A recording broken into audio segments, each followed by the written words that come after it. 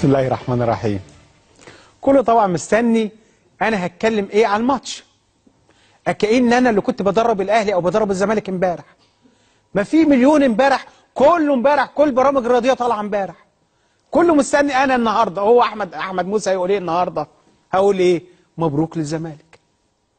واول ما خلص الماتش بعت رساله للمستشار مرتضى منصور، قلت له الف مبروك الفوز بالكاس ونتقابل في السوبر. وانا بقول لكم نتقابل في السوبر، ما عندناش مشكله.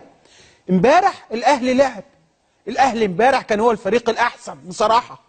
الزمالك كسب 3-1، ولكن احنا لعبتنا امبارح كانوا كويسين. الحظ ودي الكوره، واحنا بصراحه ما بنحبش الكاس. احنا دايما بنحب الدوري وبنحب السوبر وبنحب بطولات افريقيا. يعني احنا واخدين 21 بطوله في 9 سنين، من سوبر افريقيا لبطولات افريقيا لامم، حاجه هي كده. ده الاهلي، واهلي الاهلي اتهزم، بالعكس بيدينا قوه عشان نشوف الاخطاء اللي عندنا مارتن يول اخباره ايه؟ هيكمل معانا ولا مروح؟ هنلعب ازاي كده؟ ولكن مبروك للزمالك. باسم مرسي امبارح كان لازم يطرد من اول 5 دقايق. يعني الحكم اسوأ حكم من ساعه ما انا عرفت الكوره، من الستينات، من اول ما عرفت حاجه اسمها كوره.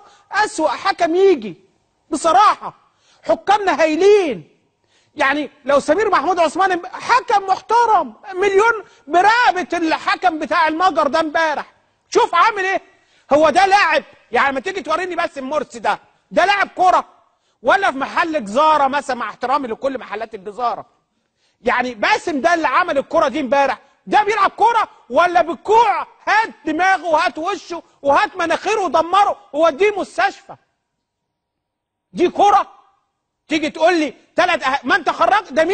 ده مين؟ سعد سمير ده امبارح بطل انه يكمل الماتش، برغم ان انا مش مع المدرب انه يكمل الماتش. كان سعد لازم يخرج، بيلعب والدم ده حتى قانون كرة القدم بيمنع انه لاعب ينزل منه دم ويلعب. حكم بقول لكم حتى الف ب الكوره ما يعرفهاش ولا التحكيم. كان لازم باسم يطرد امبارح، وكان لازم غير كده يطلع اعتذار رسمي. سيبك من الاعتذار الفارغ. وسعد سمير اوعى تقبل اعتذار، اوعى حد يجي يقول لك اعتذار مين؟ ده واحد بيضربه بسكينه في وشه.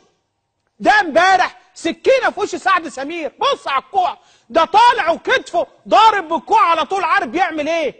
ان انا اخرج سعد اللي هو ماسكه، اللي هو عارف مش هيمسكه كوره طول الماتش، بس خلاص سعد خرج بره الماتش. 1 3 4 6 غرز، 18 غرزه، واحد دماغه مفتوحه ووشه مفتوح ورجله اتفتحت، ووليد سليمان اشوطه طلعه بره، ومش عارف اعمل ايه في مين. في تعمل ايه يا سيدي؟ مبروك للزمالك، مفيش مشكله، ولكن دي تستحق ايه دي؟ ده لو انا بقول لكم، انا عمري على فكره باسم مرسي ما دخل دماغي كلاعب كوره. لو انا عندي فريق شطوره الرياضي ما اخدش باسم مرسي. مصطفى اسمه ايه ده برقبته؟ مصطفى قمر ولا مصطفى فتحي؟ برقبته، على الاقل مؤدب اخلاق يعني. مصطفى فتحي جاب جون ولاعيب كوره. انا بقول لكم لاعب كوره. شوف الدم اللي نازل، وتيجي تكلمنا على لاعب عمل ايه؟ عملت ايه؟ عشان ايه يعني؟ ايه الكوره يعني؟ ايه اللي انت خدته في الاخر؟ خدت الناس بتقول لك انت بصراحه لا تستحق انك تبقى في نادي الزمالك.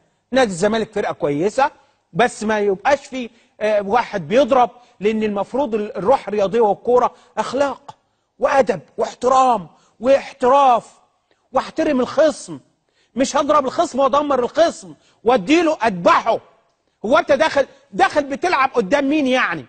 الاهلي ده الاهلي يا سيدي، ده مش فريق عدو على فكره، وتبقوا حبايب وانتوا اصحاب على فكره، واللاعيبه والجمهور والمدرب كله اصحاب. بعد كده بيخلص الماتش، بس اللي بيبقى في الذاكره تبقى في الذاكره الصوره الواقعه دي، الضربه دي اللي انا ما شفتهاش قبل كده، هي دي اللي تظل في ذاكره الجميع سواء من الاهلي او من الزمالك. لكن مبروك للزمالك، مبروك مستشار مرتضى، مبروك لمجلس اداره نادي الزمالك، جمهور الزمالك العريض بقول لهم الف مبروك.